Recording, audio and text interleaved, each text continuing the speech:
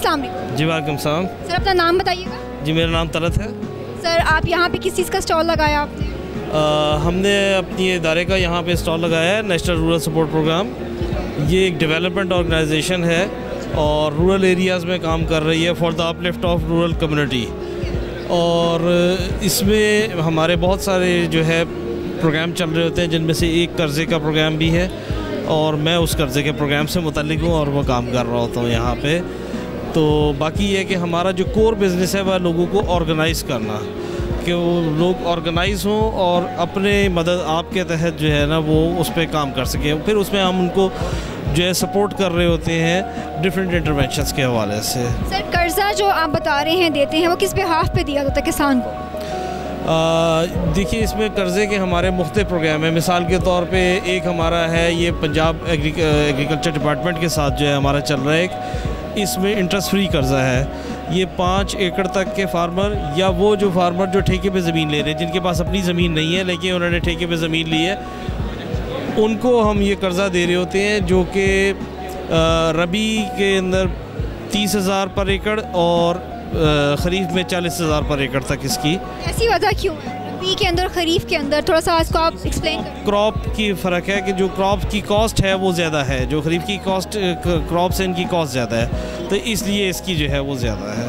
Sir जब इस तरह के बारिश या सैलाब तबाही जब आती है तो उसमें अगर आपने कर्ज़ा दिया तो किसान के लिए वो रिटर्न करना मुश्किल हो जाता है, तो उस सिचुएशन में आप उन्हें क्या सहूलत फ्राहम करते हैं? देखिए हमारे पास मिसालें इसकी मौजूद है माजी में, कि जब हमारे बहुत सारे फार्मर्स जो है वो वापस नहीं कर पा रहे थे, तो हमने 2 काम किए थे। एक तो ये था कि उसको जो उनकी जो पेमेंट्स जो उनके ड्यूज़ थे उनको डेफर कर दिया था कि ये आप बाद वाली क्रॉप्स में थे, ठीक है, जिसके ऊपर मार्कअप नहीं था। दूसरा ये किया था कि उनको वो जो अब जो क्रॉप आनी थी, क्योंकि ज़ाहिर है उनके लॉसेस हो गए थे, इनकम नहीं थी, तो उसके लिए उनको हमने ये सपोर्ट किया था कि उनको सीड वगैरह जो है वो फ्री में दिया था, ताकि वो नेक्स्ट क्रॉप अपनी लगाएं और उसके ऊपर कोई चार्जिंग नहीं थी। That was a grant actually. तो ये सदका जारिया जो कह लीजिए आप। कोई ऐसा पैगाम जो आप काश्तकारों को देना चाहें या हुकूमत को देना चाहें सब्सिडी के हवाले से? सब्सिडी के हवाले से गवर्नमेंट के कुछ प्रोग्राम पहले से चल रहे हैं, मेरा ख्याल है इन्हें कंटिन्यू करना चाहिए। के मुताबिक बहुत से लोगों से मैं सुन रही हूँ कि सब्सिडी के प्रोग्राम ख़त्म किए जा रहे हैं, इस बारे में आप क्या कहेंगे? देखिए बज़ाहिर तो मतलब अब ज़ाहिर है गवर्नमेंट की अपनी लिमिटेशंस होंगी जो शायद हम नहीं समझ पा रहे होंगे, लेकिन ये बहुत कंट्रीब्यूट कर रही हैं। अगर आप इसको यूँ देखिए कि जब हमने ये गवर्नमेंट के अभी बहुत सारे प्रोग्राम आए थे जिसमें सब्सिडीज़ थी, जिसमें से एक ये भी प्रोग्राम था जो कि इनका इंटरेस्ट फ्री लोन का था।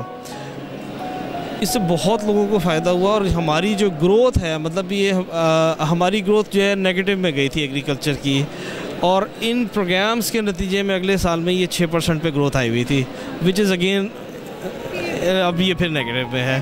तो मतलब ये सब्सिडीज़ थोड़ा अर्सा अगर इसको कंटिन्यू करें तो मेरा ख्याल है कि उसमें इससे फ़ायदा भी होगा। दूसरा ये है कि जब एक फार्मर है ना, मतलब हम उसको थोड़ा सा मतलब पुल करते हैं, वो एक सर्टन लेवल पे आता है, फिर जब वहाँ उसको छोड़ देते हैं तो वो दोबारा बैक हो देता है, तो ये थोड़ा सा ज़रा उसको फैसिलिटेट करने की ज़रूरत है। अगर सब्सिडी नहीं दी जाएगी तो फार्मर नहीं कर सकता, अफोर्ड ही नहीं कर सकता, ठीक है, उसकी अफोर्डेबिलिटी नहीं है, तो वो फिर यही होगा कि नतीजतन यील्ड इस तरह से कम होगी कि वो सीड जो है उसमें कंप्रोमाइज़ करेगा, फर्टिलाइज़र में कंप्रोमाइज़ करेगा, जहाँ 2 बैग डालने या 1 बैग डालेगा, तो ये इस तरह से ही चलेगा। तो जाहिर है मतलब अगर नहीं है, रिसोर्सेज नहीं होंगे तो फिर ऐसे ही होगा, और अगर रिसोर्सेज अवेलेबल हो जाएंगे तो फिर go on. Thank you so much. जैसा कि आपने सुना कि इनका भी ये पैगाम है कि हुकूमत को चाहिए कि सब्सिडी प्रोवाइड की जाए, क्योंकि किसानों के पास अगर सब्सिडी नहीं होगी तो किस तरह से इतना सब कुछ अफोर्ड करेंगे, काश्तकारी को कैसे अफोर्ड करेंगे।